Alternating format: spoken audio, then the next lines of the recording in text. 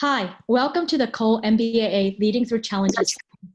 I'm Sanyin Siang, the Executive Director for the Coach K Center on Leadership and Ethics at Duke University's Fuqua School of Business.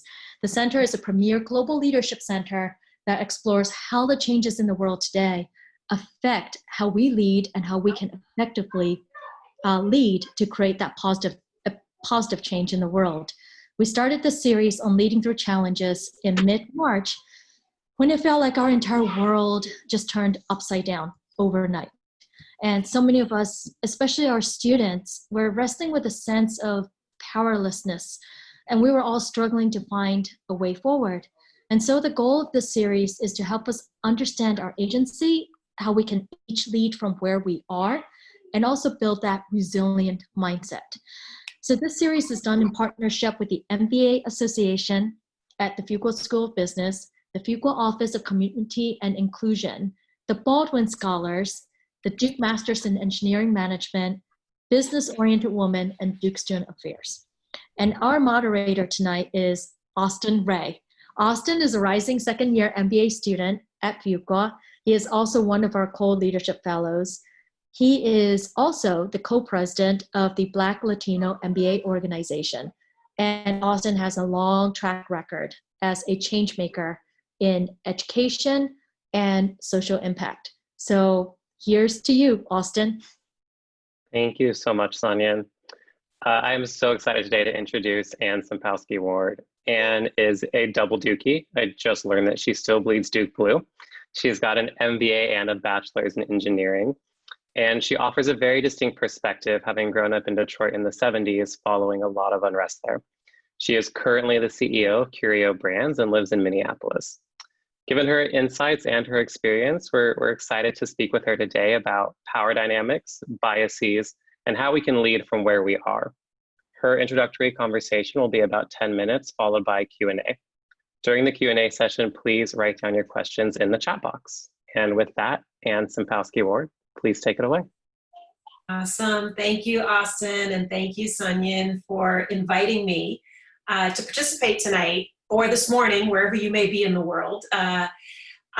First of all, as Austin said, I am a double Dukey, and it always makes me proud to know that, number one, we're engaging in conversations, not only about leadership, but even especially during these most difficult times that many of us are experiencing, either personally, professionally. None of us are unimpacted right now, if you will.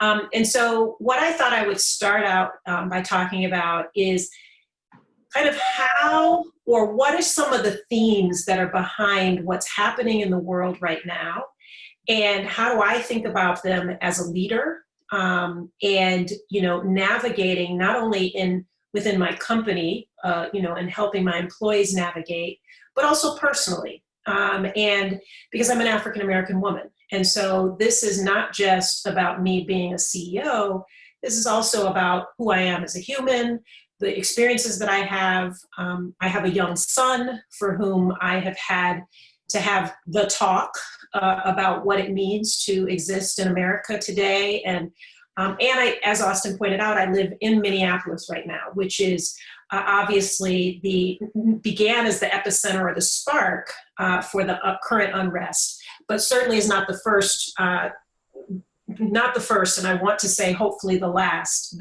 city that will experience this, but certainly not the first. So I wanted to kind of talk about three things. The first thing I wanted to start out with is really to talk about what is behind the unrest, the upset, even the rage and the frustration that we see from people protesting, from Black America more broadly. Really, this is about power versus respect. And the reason I talk about it this way is because many of us, and particularly I can speak for myself, being raised in an African-American home, being taught respect of elders, respect of people in positions of authority, respect of police, so that you frankly don't have the outcome that we had here in Minneapolis, or at least that's what people believed would be the outcome if you respected the police and complied is the discussion. And so this whole idea of respect and respecting others is really important in a lot of cultures. And whether it's Black culture, Hispanic culture, you can name lots of cultures for where this kind of respect of those who we deem as having something more than us. And whether that's age, whether that's wisdom, whether it's a particular role.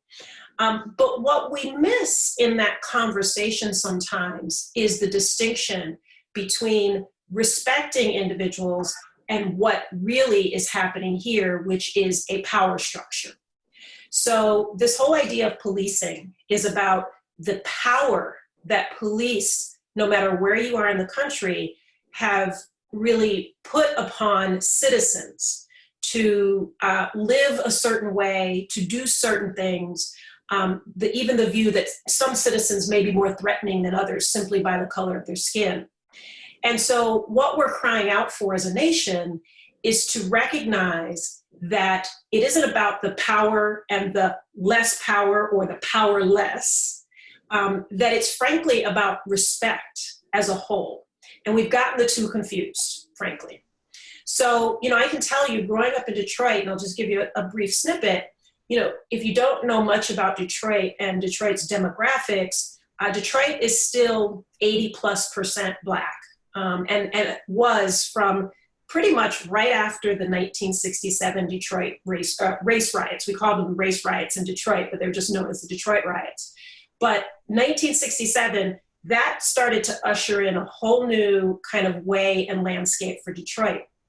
The reason I say this and I bring this up is because everything in Detroit from a quote unquote power structure was Black. The police were all Black. The mayor was Black. You drive down the street to the left, to the right, and the front and the back of you was a Black family, a Black doctor, a Black lawyer. And so the racial construct of power was not present. And there was other constructs of power, but there wasn't a racial construct of power. And so we have people who are saying, why do we have this racial construct of power that really should not exist? Why am I not treated equally and valued as much as my non-Black citizen or my non-minority citizen?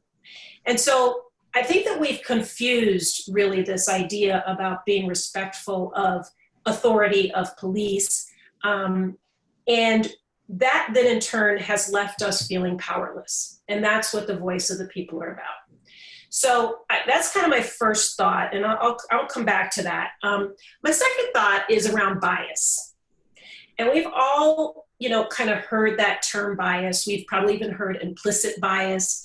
I'm not going to be your academic scholar on implicit bias tonight. There's a whole lot of things, a lot of people who can speak to it in a more scholarly way about kind of the dynamics of that.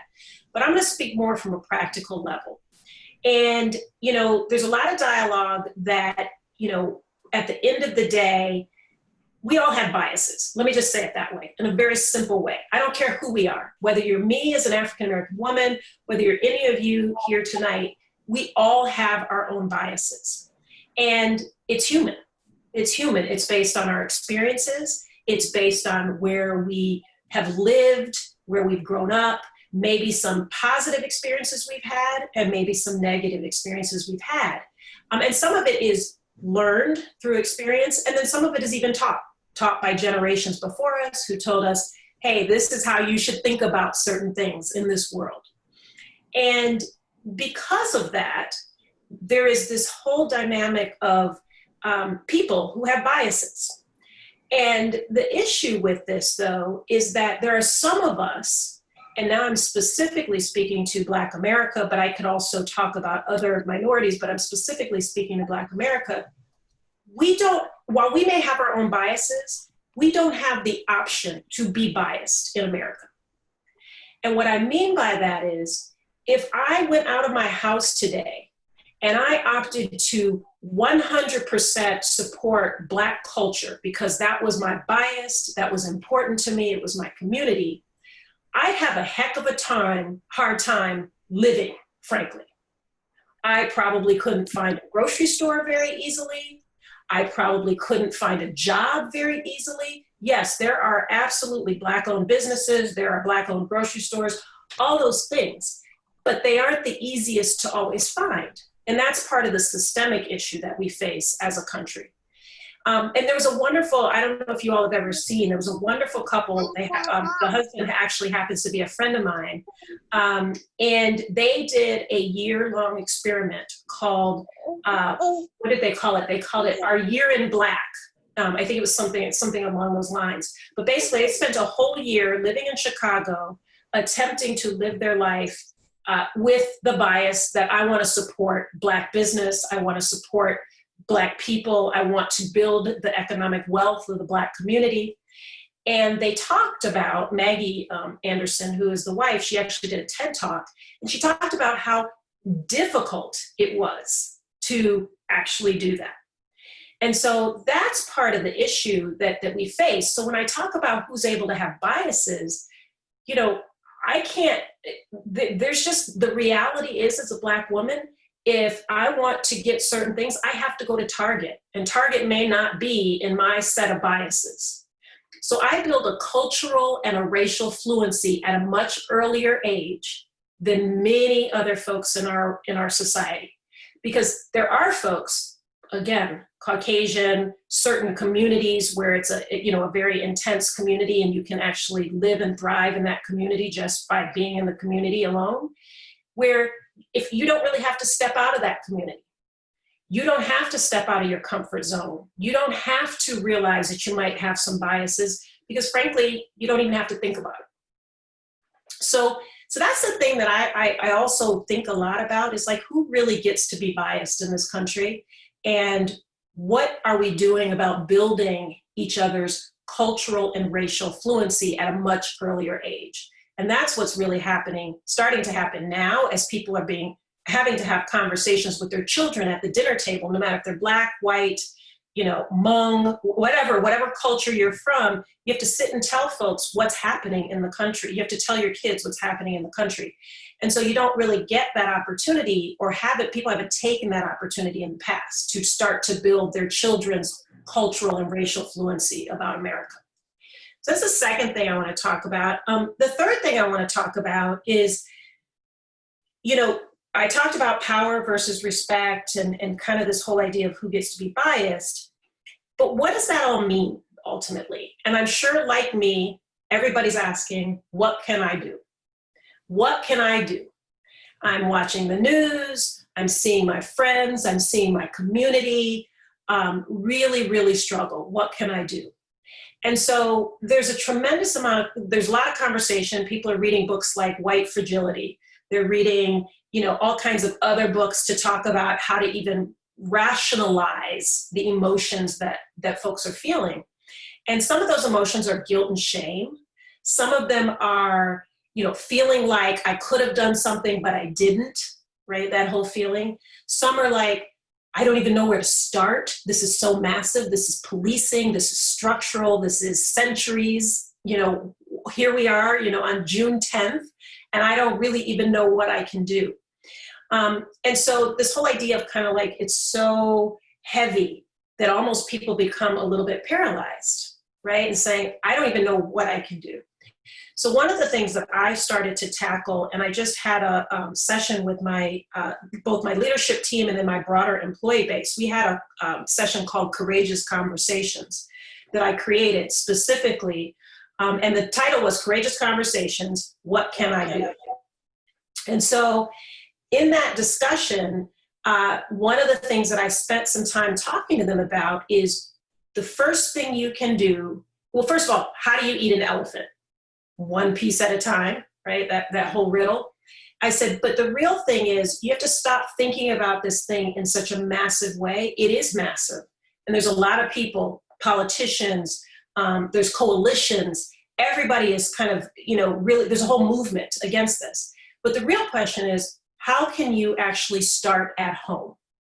And when I say start at home, I mean literally start at home. If you have children and you're having conversations, what are you saying to them? How are you explaining what's happening in America? How are you teaching them in a direction that maybe you were never taught? How are you learning on your own versus just relying so heavily on, all your Black friends, to tell you what it's like to be Black in America right now, because that's exhausting, for us as Black people to have to always do that. But so what are you doing on your own? And then what are you doing right in your own company? You have coworkers you're around every day. You have friends that you are around every day. You have extended family. How are you actually having the hard and the courageous conversations with those folks right there in your environment? Because whether we know it or not, those conversations will be very powerful. They'll be powerful one way or another. Either you will find out that you have family members, you have friends who do not believe that what's happening in America is real. You will have friends on the other end who will say, I never even realized what's happening. And, it doesn't matter, right? Whether folks knew or didn't know, we're at an inflection point where now we can all be honest with ourselves and say, we actually know. So my point is, start today, start at home, and really think about how you can make an impact right in your own community and with the people right around you, versus just running out to donate food and money. Don't get me wrong, you should absolutely give to organizations who are out here really trying to make change, systemic change. But don't do that in lieu of doing what you need to do at home. Do that in addition to what you need to do at home. So those are some things that I'm thinking about, and I'm happy to give, examples of, I talked about courageous conversations within my own company, but I'm doing this everywhere. I'm doing it with partners that I have and saying, hey, are you walking the talk? I'm one of the CEOs who put out a statement, about how I felt about what was happening. And there's several other of my fellow CEOs who put out statements. And a couple of them I've actually called and I've said, can you really support what you said here? How can I help you move forward and support what it is that you said in this letter that you sent out to anybody who could see it? So those are things where you can start at home, very close in, and it doesn't have to be this massive, let me go out and figure out how to fix policing, for example, unless, of course, that's your area of expertise. So I will stop there, and I'm happy to take any questions about anything, but those are three things for me when I really think about power versus respect and this idea of restoring power, when I think about this whole idea of who really gets to be biased in this country, and when I think about starting at home. Thank you for that. I want to hit on those last 2 points a lot. And in particular, I want to talk about courageous conversations, but flipping it to courageous conversations internally with ourselves and in the workplace. And when you think about that and sort of the theory about bias, right, that we didn't really want to touch on, right? But bias, I think that we've evolved to have it so that we can sort of quickly make decisions, right? We make quick buckets, we don't have to think about it, and then we go to the next thing. And as we rise in our careers, the gravitational pull towards that bias, I think, becomes stronger. How have you navigated that in your own career, in your rise to CEO, and how do you recommend that we can navigate that as well? Yeah, so, there's kind of two parts to my answer. The first part is, one thing you realize the further you progress is that what you thought you knew, you probably really don't know. and what I mean by that is, that can come in the form of really technical knowledge, or it can come in the form of human interaction. And that's where biases really creep in. The whole idea of biases to help make good general business decisions is one thing, but where it really plays out as you continue to become, as you grow in your leadership, it's the human interaction. I spend, I'd say 95% of my day in human interaction. I spend 5% of my time thinking about all the technical competencies that I've built over my almost 30 years of being, in the corporate world. And that's the facts. And so you kind of, the whole biases piece where it really plays out is on the people side. And so this idea, to your point about having a courageous conversation with yourself, the thing that I have spoken to my leaders about, I have a wonderful executive team that I've built. There's 4 executives plus me, so there's 5 of us. I call us the Fab Five. But I have talked about us being conscious of our biases. So in other words, it's not about eliminating your biases. We're going to have them. They're going to exist. They're going to pop up sometimes, right? It's like natural. It's almost innate to some degree.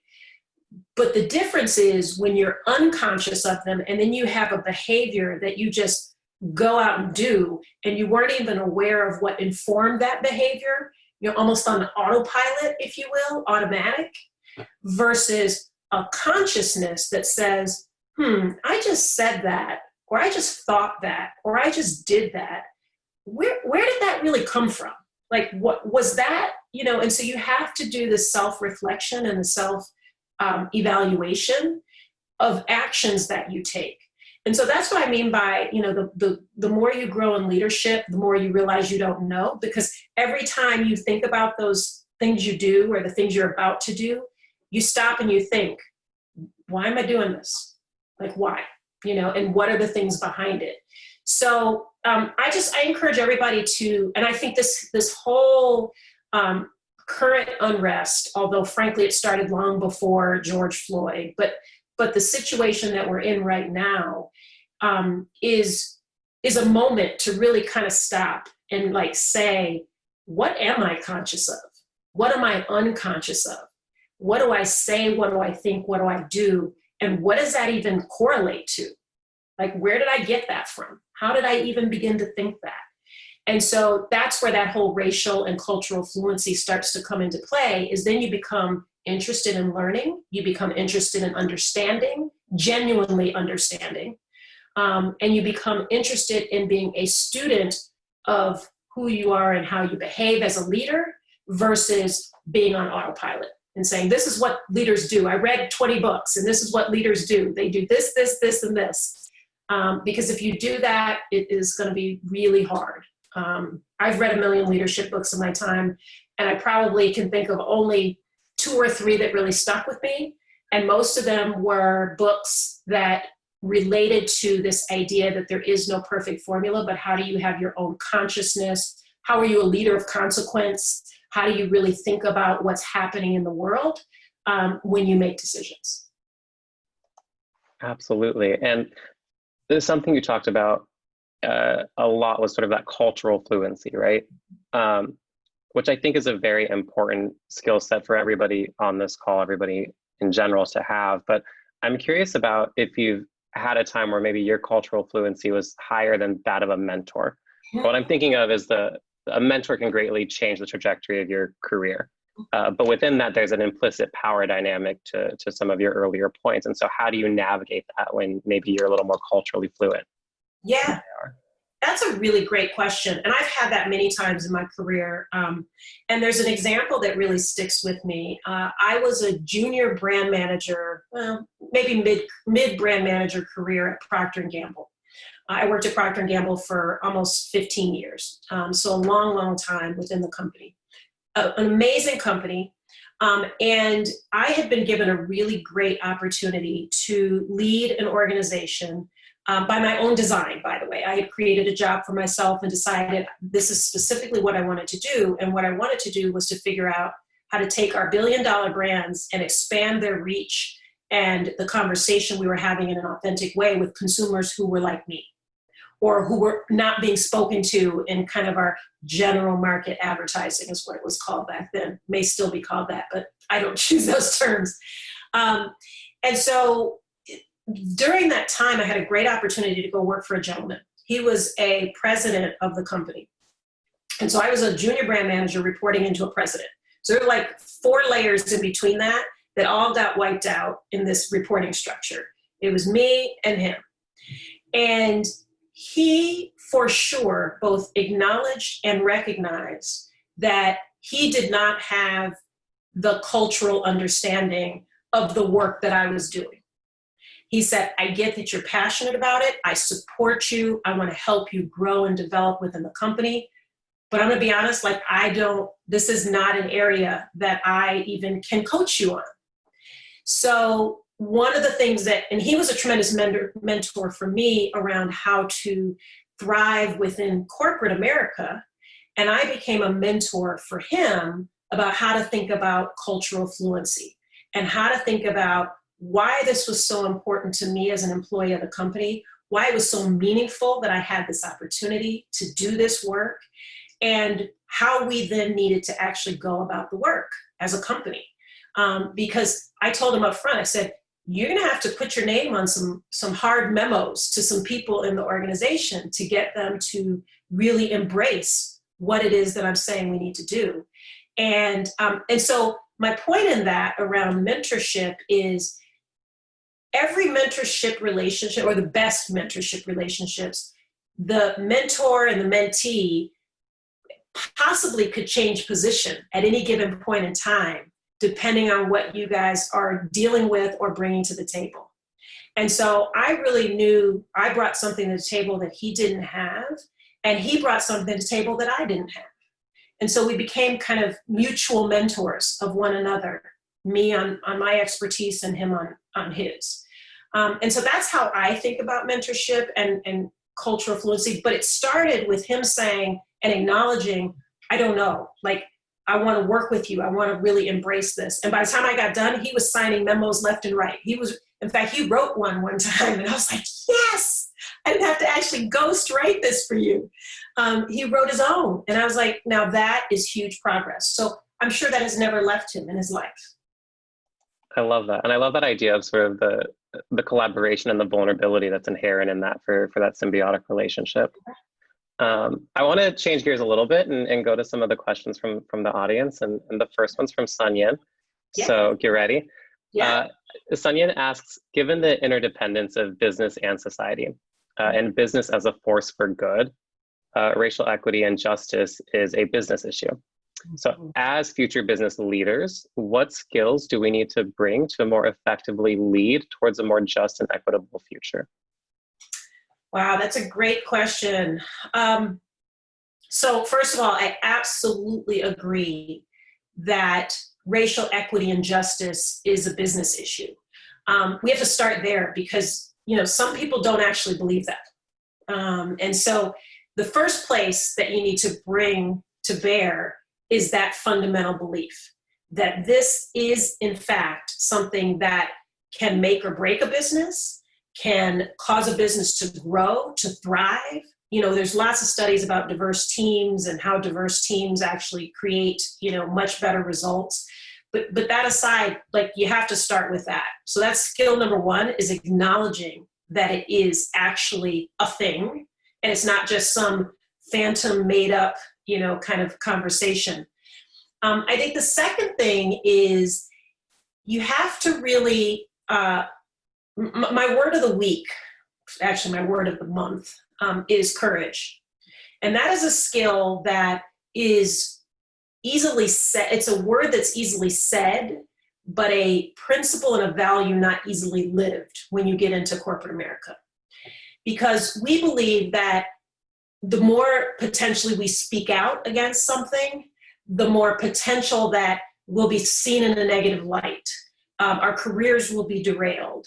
Our, people will not respond to us in the way that we hope to be responded to.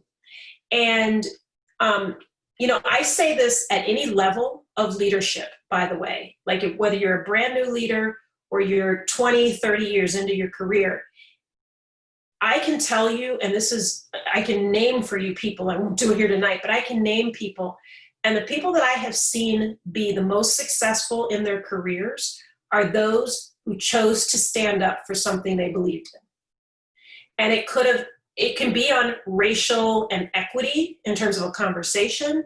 It can be on a business topic and say, this is what I absolutely believe we need to do. But whatever it may be, that courage, when you have it in a business topic, you know what? You should have it in every other topic that's important in the business culture.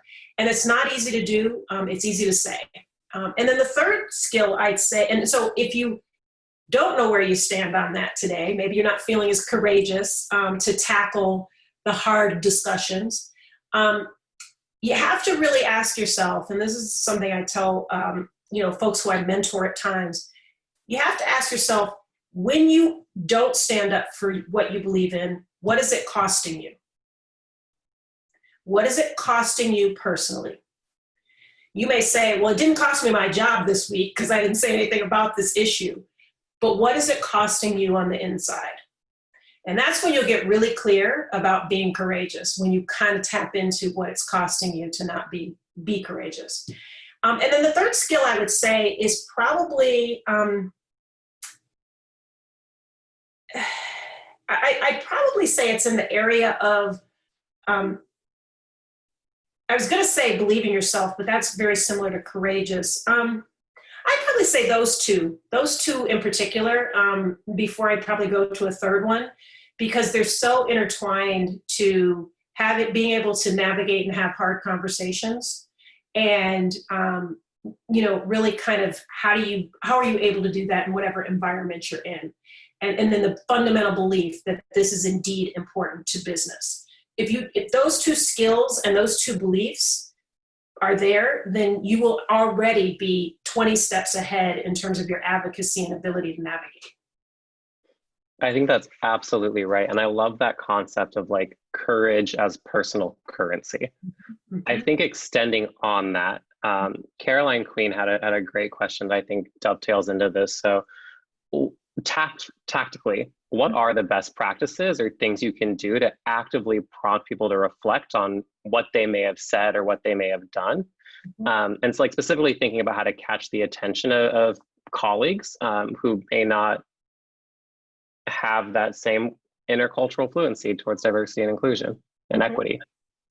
So I think the question is around this idea that someone has said something, or you've experienced something and you're trying to figure out how to address it with them, or that's the concept.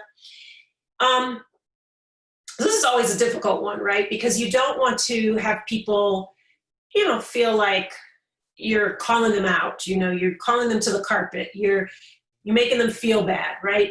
None of us are in the business of doing that. And we shouldn't be in the business of doing that.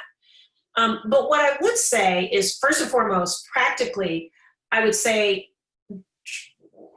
think about whether you address it in a public forum or whether you address it in a one-off conversation after the fact.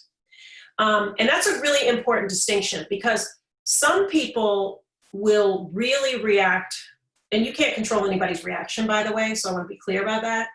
But the idea, if you call someone or you want to talk to them about something and you do it in a session that's public, some people will have a really visceral reaction to that and almost shut down to the conversation you want to have with them. Others, and you just have to be able, it's situational, you have to kind of know who you're dealing with and who you're talking to. Others will say, oh, I didn't even realize that. Wow, thank you for pointing that out, right? And you'll have people that'll be open to that. There are more of the first group than there are the second group. And that's, honestly, that's why white fragility, for example, is sold out everywhere, is because the whole concept there, and one of the themes in the book, is about this idea of, like, we're really fragile beings, right? So if we do something wrong or we say something wrong, then we're really fragile. We're like, oh my gosh, the world has ended. It's ended for me. It's ended for this moment. How do I deal with this? So my first piece of advice is really think about the situation when you want to address it. But my second thing is address it in a timely manner. Don't wait 2 weeks, right? Don't wait 2 weeks after the situation has happened. You've been stewing about it for 2 weeks. You see the person in the hallway. You're pissed every time you see them. You can't believe they said it and they don't realize what they said.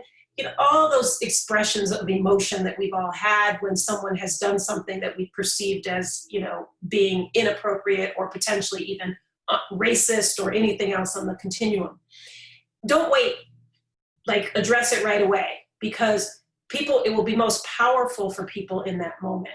And then the third thing I'd say is, if you want to take it all the way to this step, is ask the person who hopefully learned something from the conversation you had to consider going back and teaching that lesson to the others that were in the room who might have completely missed what happened.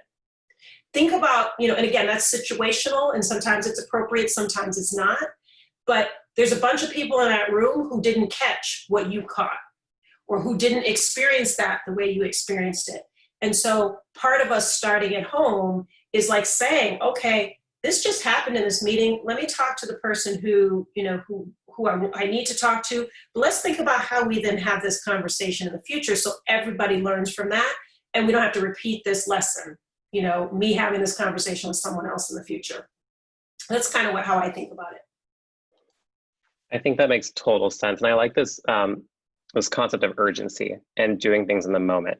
Mm-hmm. My colleague TJ asked a question that I think dovetails this, which is, how do we not just do things in the moment, but how do we maintain this momentum going forward?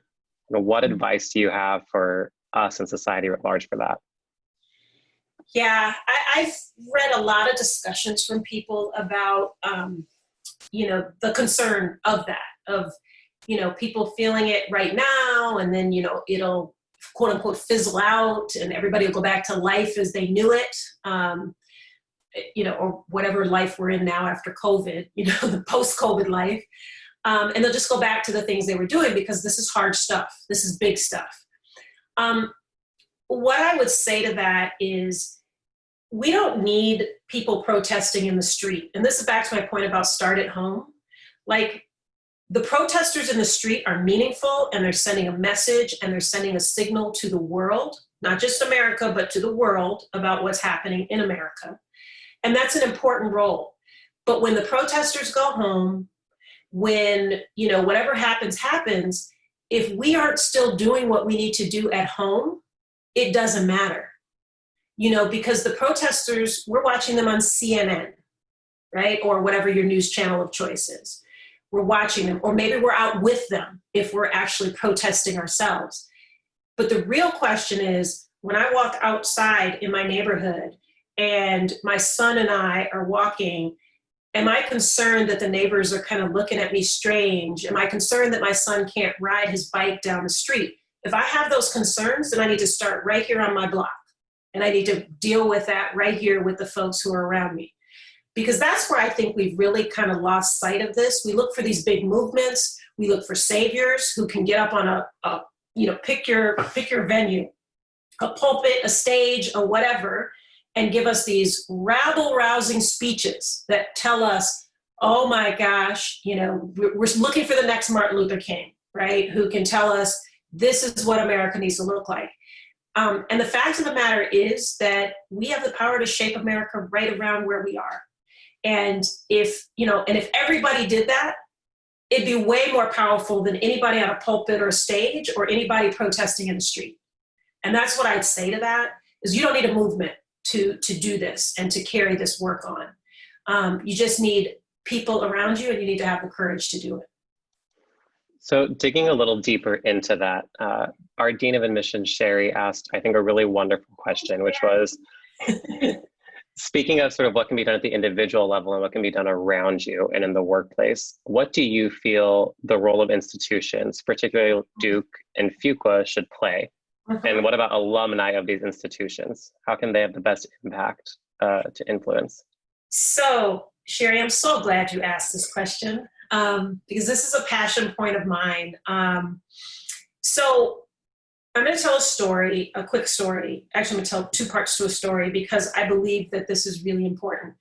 The first one was, I mentioned that today's Wednesday. So on Monday, I read a statement from a fellow CEO who spoke out about the atrocities that happened in Minneapolis. It was a Minneapolis-based company. And I read his statement in really grave detail. And he had also signed on with another coalition of folks, of CEOs who really have spoken out and have said, we need to right what's happening in the Minneapolis Twin Cities area. So I read his statement and I said, okay, let me just quickly kind of glance at their website. Let me see if what he said in his statement really matches what he said in his, on his website, and what kinds of conversations are being had. And so the first place I went is I looked at because this is what you can do on corporate websites. You can see executive teams and you can see board of directors. And he had not one at all, not one African-American, on any of those teams. And that is about, was that about 20 people? And so I said, okay, so this is interesting. You have spoken out. You said you want to be a part of the solution. Let me suggest you start at home. Let me suggest you start with the leadership of your very own company. Because frankly, if you have students, Duke, if you have employees, this company, who are Black, why is it that they can't see anyone in leadership or anyone in any kind of significant position who looks like them, maybe they aspire to be like, could be a mentor to them, whatever the case may be. And so I sent him this letter. I don't know him. He's just a fellow CEO. And I used that as my voice. And so the point I'm making in saying that is every institution, and especially large institutions, universities, Duke, you know, I bleed Duke blue, but I also realize Duke has more than its fair share of opportunity to walk this walk, or walk this talk. And then, you know, the reality is you have to you can't put a statement out and then not walk the talk.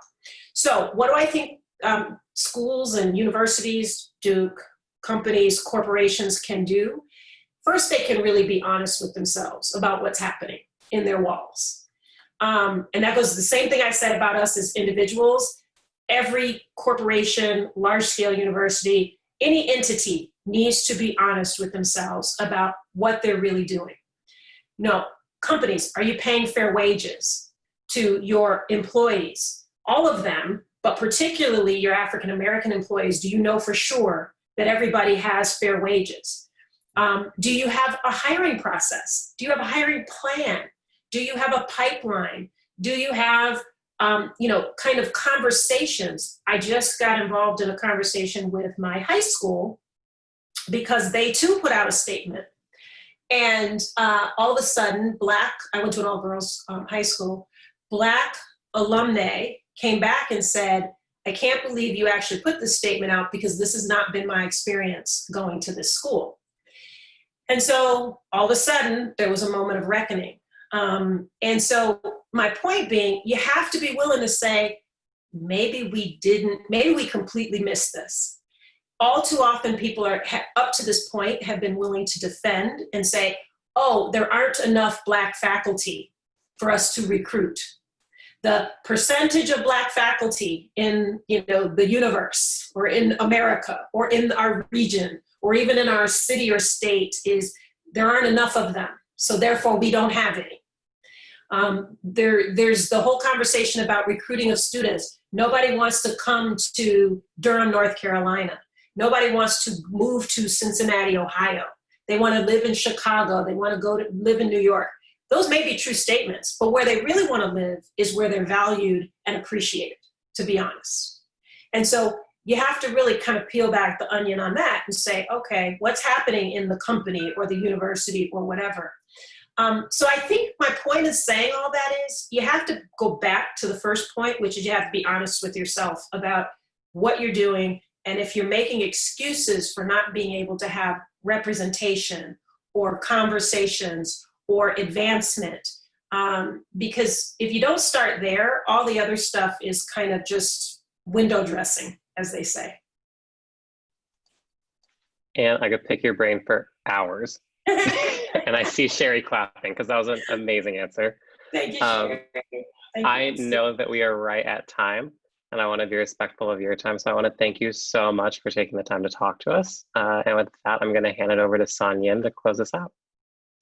Thank you. Thank you so much. And every time I hear you speak, one of your superpowers, one of your many superpowers, is an ability to frame ideas and the context, ideas in context that leads to a clarity of how we can move forward.